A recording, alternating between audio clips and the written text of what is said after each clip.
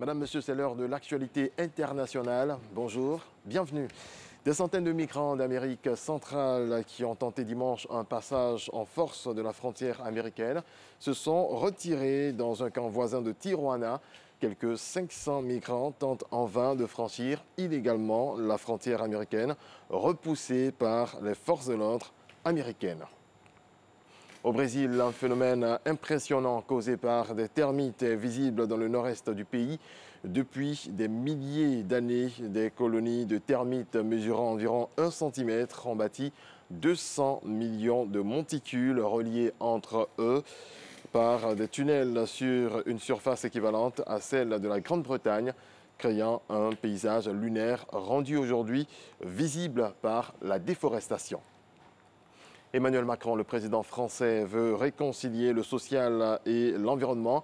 Hier, le président français a pris la parole publiquement au sein du Haut Conseil pour le climat pour préciser sa politique énergétique et surtout répondre à la colère des Gilets jaunes. En ce qui concerne la transition écologique, le président français annonce jusqu'à 6 nouvelles fermetures de réacteurs nucléaires d'ici 2030. On écoute le président français Emmanuel Macron. Concrètement, 14 réacteurs de 900 MW seront arrêtés d'ici à 2035. Ce mouvement commencera à l'été 2020 avec l'arrêt définitif des 2 réacteurs de Fessenheim. Je n'ai pas été élu pour ma part sur un programme de sortie du nucléaire, mais sur une réduction à 50% de la part du nucléaire dans notre mix électrique. Et je tiendrai cet engagement. On reste en France, les avocats de Laura Smet et David Hallyday sont à nouveau au tribunal pour faire bloquer les royalties versées par l'ensemble des maisons de disques qui détiennent le catalogue de Johnny Hallyday. Les 2 aînés du chanteur contestent le testament de leur père, selon lequel les revenus découlant des ventes de disques sont désormais versés à sa veuve Laetitia, et on parle de plusieurs millions d'euros.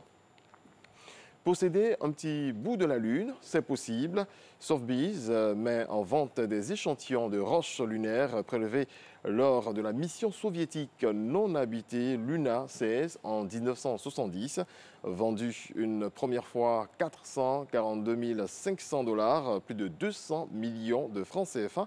En 1993, ils sont désormais estimés entre 700 000 et 1 million de $, 350 millions et 500 millions de francs CFA par la maison d'enchères. C'est tout pour l'actualité internationale.